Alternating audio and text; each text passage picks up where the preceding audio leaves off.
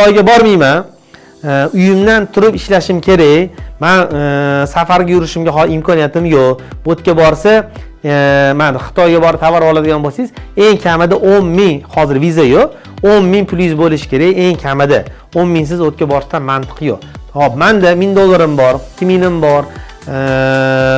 Shu atrofida $1000-2000 bo'lsa, qanaqa qilaman Optimchilar singari ular bilan raqobat bardosh bo'la olaman? Qanaqa ulardan tovar olib kelishim mumkin deydigan bo'lsangiz, 21-asr xuddi shu Optimchilar hammasi hozir onlayn sotib kelishmoqda va onlayn B2B, ya'ni Optim marketplace'lari bor. Xuddi Uzum, Yandexga o'xshagan.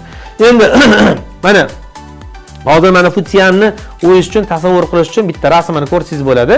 5 shahar mana shu kartada bo'ladigan bo'lsa, o'sha shaharni bitta katta rayonini, eng katta rayondan birini bu Futsian bozori tashkil qiladi va bir kunda $50-60 million savdo qiladi. Endi men onlayn xarid qilmoqchiman deydigan bo'lsangiz, unaqada mana bu platformalarda, marketplace'larda onlayn xuddi shu tovarlarni xarid qilishingiz mumkin. Alibaba.com Hop, 1688 Made in China Global Search degan misol .com saytlarida mana shu tovarlarning hammasini Optim olsangiz bo'ladi.